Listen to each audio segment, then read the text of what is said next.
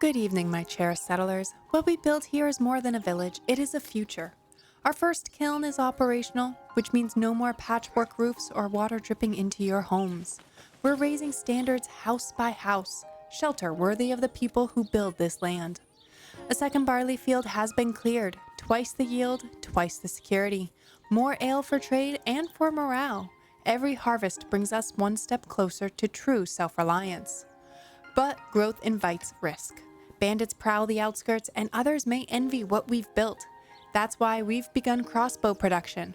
Our militia will not just stand ready, they will stand strong. And finally, we turn to the heart of our village, our church. It will grow with us. More than stone and wood, it will be a beacon, a place of gathering, of hope, and of purpose. This is only the beginning. What we shape now will echo through generations. We do not just survive, we rise. Let the other manors watch. Let them wonder. New Numeria is no longer a backwater. We are becoming something greater, and we are just getting started. Heyo and welcome to another episode of Build and Battle Season 4, where we will build a beautiful medieval city while battling off bandits, brigands, and no-good doers. In the last episode, we implemented our ale production, wool production, and successfully fended off a surprise attack by those pesky bandits, bringing our battle ratio up to 1-2. So if you happen to miss the last episode, then click on the info card above, or if you're looking for a new Manor series to binge watch, then check out the entire Build and Battle Season 4 playlist located in the description below. In this episode, we'll bounce around a bit and construct our first roof tile production for profitable trade, a second barley farm to boost ale production, our crossbow production line, and a level 2 church. So are you enjoying Build and Battle Season 4? If so, hit that like button, subscribe, share this video with a friend, and let me know in the comments what you're most excited to see in the upcoming episodes. If you can't wait to see the season unfold, consider becoming a channel member for exclusive perks, emojis, and early access to the videos. Also, don't miss out on our Build and Battle Season 4 merchandise featuring this season's coat of arms linked in the description below. Alrighty, I am wicked excited to jump into today's episode. So kick back, grab your beverage of choice, and please enjoy. Today, we're kicking things off by tapping into our clay deposit and setting up the first steps in our clay production chain. We're going to approach this a little different than usual, however. First, we'll build the clay pit and start extracting as much as we can, knowing that this is a limited resource and the deposit will eventually be depleted. Next, we'll construct our clay furnace to begin producing clay roof tiles. However, instead of placing the furnace right next to the clay pit, I'm going to build it closer to the city center. Why? Because we don't have a rich clay supply, and once that pit runs dry, I want to be able to position it where we can continue production by importing the clay. Ideally, this setup will allow us to keep producing roof tiles well into the future and maybe even generate some extra profit by exporting the surplus. Since this clay pit is temporary, I won't be building any additional burger plots around it. Instead, we'll rely on a surplus of workers we'll gain later in the episode. So let's jump in, break ground on the clay pit, and set the foundation for a smart, flexible production line that we can grow with the city.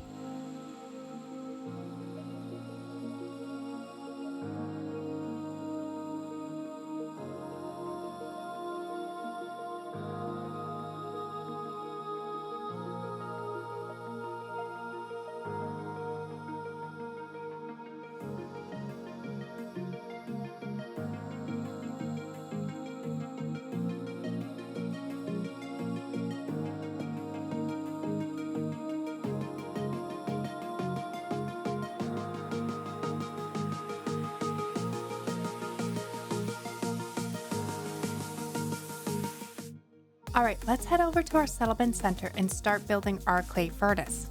To add a bit of visual variety and functionality to the area, I'm also going to place a small storehouse nearby.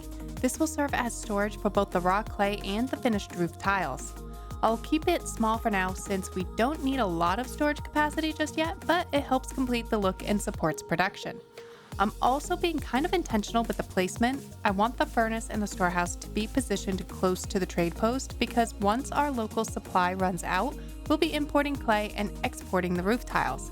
Keeping everything close together will give workers a much shorter, more efficient path to move the goods, saving time and improving the overall logistics of our supply chain.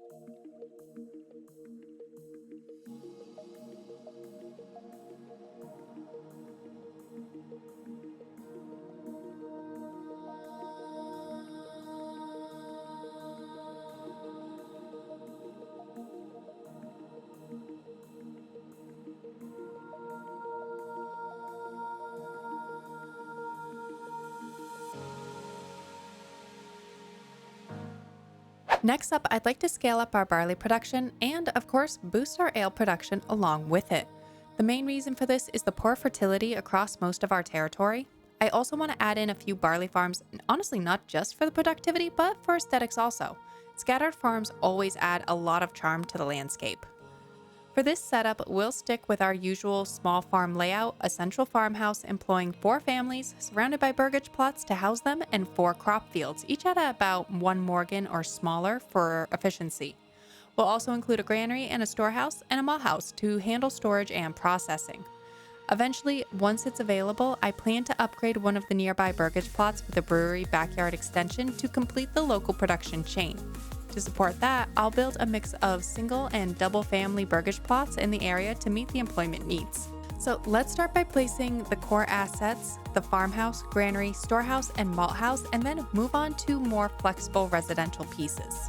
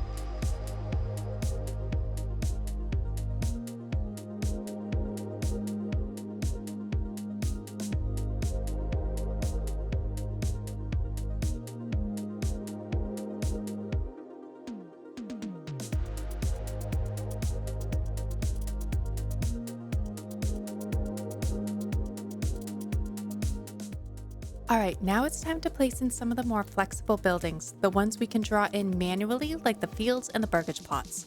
These aren't fixed assets like the farmhouse, malt house, so we've got some freedom with layout and spacing.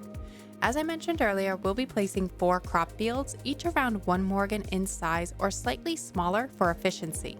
For housing, I'm planning on 3 double-family burgage plots and 2 single-family burgage plots. So here's the breakdown. One of the double plots will support the granary and the storehouse, while the other 2 will provide the 4 families needed to work the farmhouse. One of the single-family homes will support the malt house, and the other will eventually be upgraded with the brewery backyard extension. So with that plan in mind, let's start drawing those plots and fields and bring this little barley and ale village to life.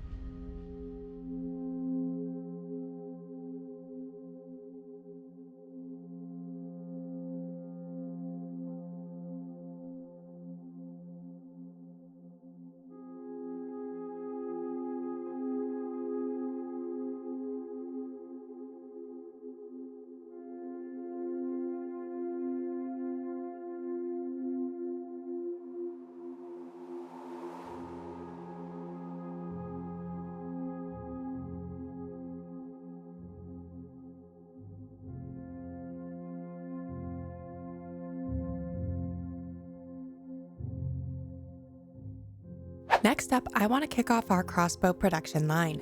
This one should be pretty straightforward since we actually planned for it a few episodes back when we started ramping up our weapons production. At that time, we were already planning to upgrade our warbows to crossbows, so most of the necessary buildings are already in place. No need to build a bunch of new ones.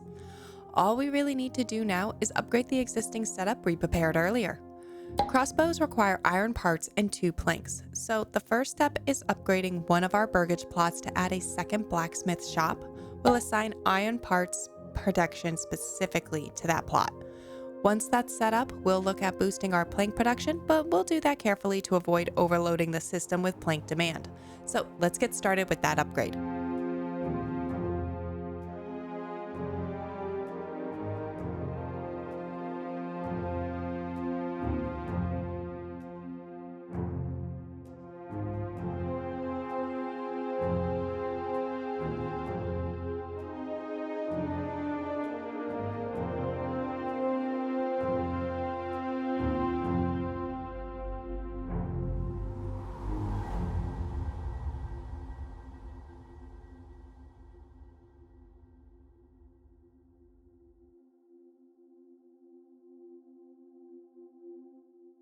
Now, let's actually work on boosting our plank production, but as I mentioned earlier, I want to take this step carefully to maintain the balance in the overall production line. Honestly, once we get a proper production overview or info screen that shows us where the deficits and surpluses are, this process will become a lot easier. For now, I'm going to start by adding one more worker to our lumber camp to increase the log cutting. Then we'll bump up the saw pit output by building a second saw pit and staffing it. I'm also going to go ahead and place down a forester's hut just for a single worker for now.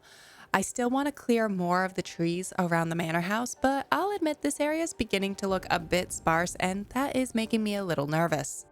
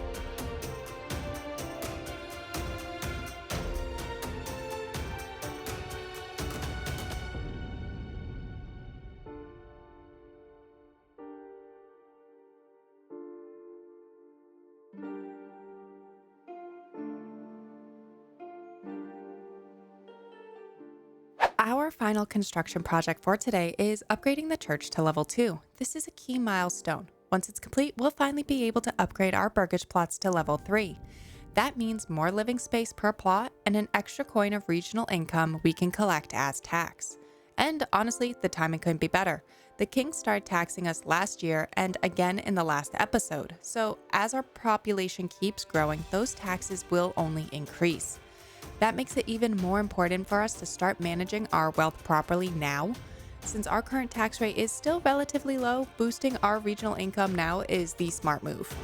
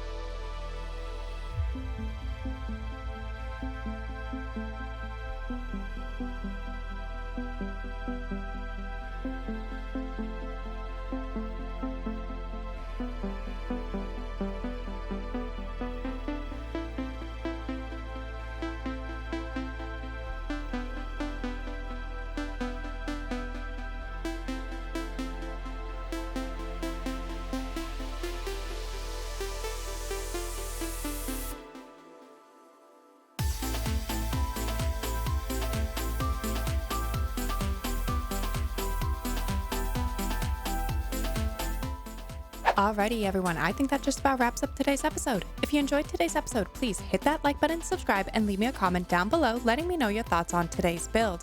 If you're excited to see the next episode unfold, consider becoming a channel member for exclusive perks, emojis, and early access to the videos. And don't forget to check out our Build and Battle Season 4 merchandise linked in the description below. Until next time, I hope everyone has a phenomenal week.